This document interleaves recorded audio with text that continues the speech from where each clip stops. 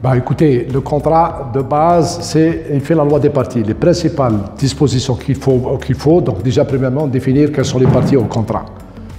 Voilà. Quelle est la durée de ce contrat? Le montant du contrat? Le prix, est-ce qu'il est révisable ou il n'est pas révisable? En cas de litige, prévoir des clauses de litige. La langue du contrat, est-ce que c'est du français ou de l'anglais?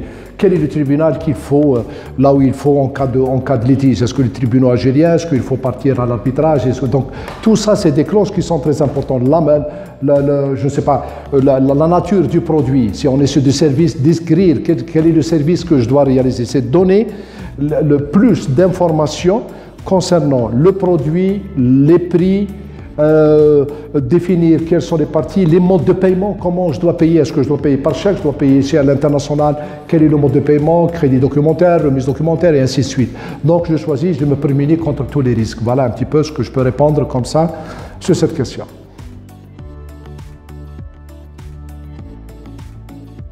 Elle est à l'avantage ou elle est au désavantage, c'est la question, je ne la prends pas de ce côté. Je ne dirais pas qu'elle est.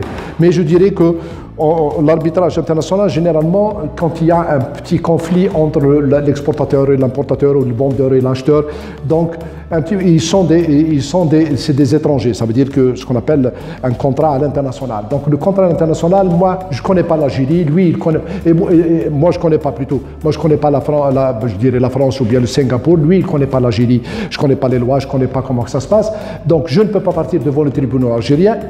Moi aussi, je ne peux pas partir devant le tribunal français. Donc, généralement, on part pour l'arbitrage international. Donc, on fait appel. Donc, dans ce cas, je ferai appel à mes arbitres, il fera appel à ses arbitres. Donc, il y aura une décision arbitrale qui sera rendue. Et cette décision, bien sûr, il y aura une exéquature et elle sera appliquée dans les pays, dans les deux pays. Voilà, un petit peu.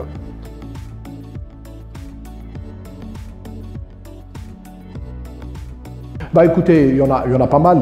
Donc, vers un contentieux, je ne cadre pas bien le contrat, comment résilier un contrat. Les prix, je ne dis pas est-ce que c'est un prix révisable ou bien c'est un prix qui est figé, donc il y a un problème. Donc je mets un prix comme ça, les prix sont fermes, ils ne sont pas révisables. Donc moi j'en ai vu des clauses pires que ça, dans des clauses dans le contrat, où dans le contrat, l'autre partie, je ne sais pas, parce qu'elle négocie en position de France, elle lui demande que si demain il y a un litige, il s'engage à ne pas aller en justice. C'est quelque chose qu'il ne faut pas mettre dans les contrats.